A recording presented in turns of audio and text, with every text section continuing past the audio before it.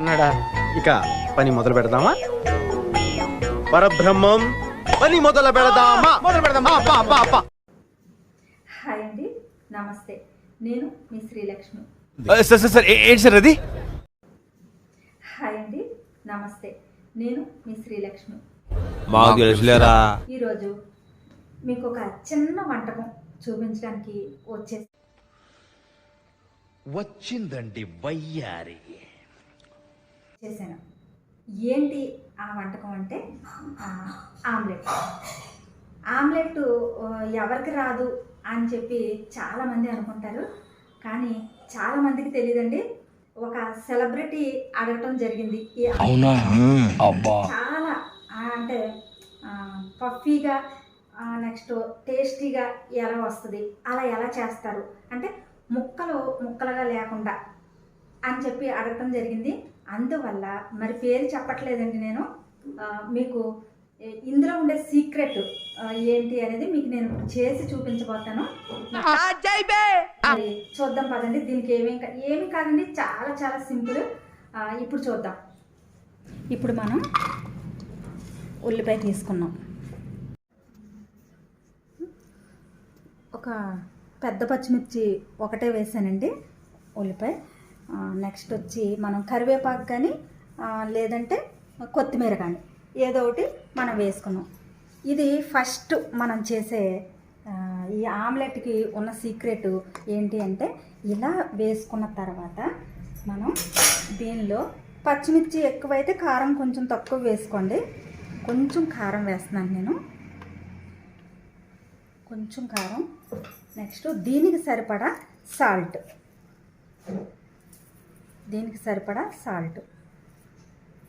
ఓకేనా?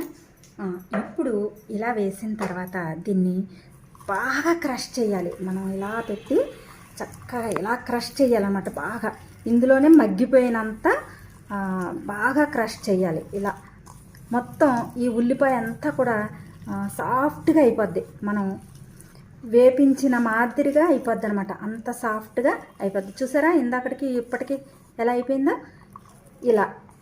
ఇలా బాగా క్రష్ చేసి అప్పుడు ఇందులో ఎగ్ వేయాలన్నమాట. ఇదే దీనికి ఉన్న అసలైన సీక్రెట్. ఈ ఎగ్ ఇప్పుడు ఒక ఎగ్ మనం ఇందులో వేసేసుకున్నాం. వేసిన విధంగా కలిపేసుకున్నాం. ఎగ్ కూడా వేసేసుకున్న తర్వాత బాగా మనం చేత్తోనే బ్లెండ్ చేయాలన్నమాట. ఈ విధంగా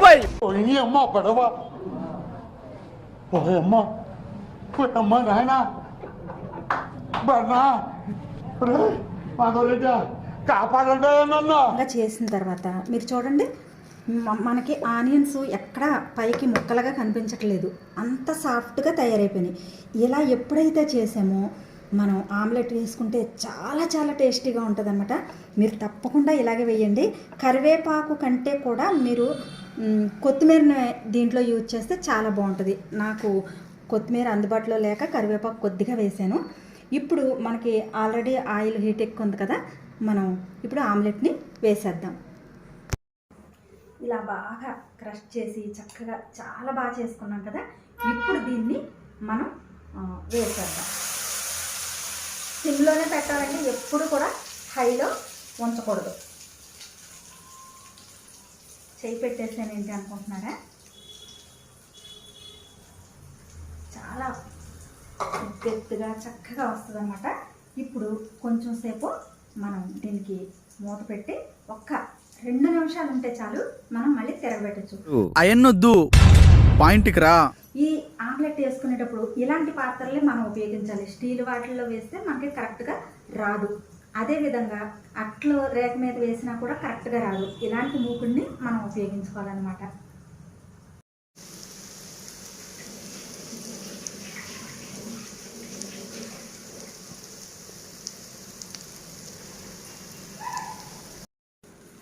ఇంతవరకు మూత పెట్టి ఉంచాం కదండి. ఇప్పుడు తిరగేసేద్దాం. తిరగేసిన తర్వాత మనం ప్లేట్లోకి తీసేద్దాం. చూసారా? ఇప్పుడు మనం తిరగేసేద్దాం.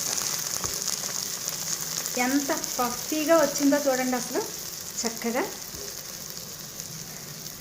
ఆయిల్ కొంచెం ఎక్కువే వేసాను కదా, అందుకని ఇది ఏంటంటే పప్పు నూనె కాబట్టి ఇలా మీకు నొరగ వస్తూ ఉంటుంది. పప్పు నూనె అంటే తెలుసు కదా మీకు, నువ్వుల నూనె. ఇలా వెనక్కి తిరిగేసిన తర్వాత పెద్ద ఎక్కువ సమయం ఏం పట్టదు, ఒక్క 1 మినిట్ అలా ఉంటుంది. తర్వాత మనం ప్లేట్లోకి తీసేద్దాం. సరే అయిపోయిందండి. మనం ప్లేట్లోకి తీసేసాం. చూసారా, మనం వేసింది ఏంటి, ఒక్క ఎగ్ మాత్రమే, కానీ ఎంత అట్టు వచ్చిందో చూసారా.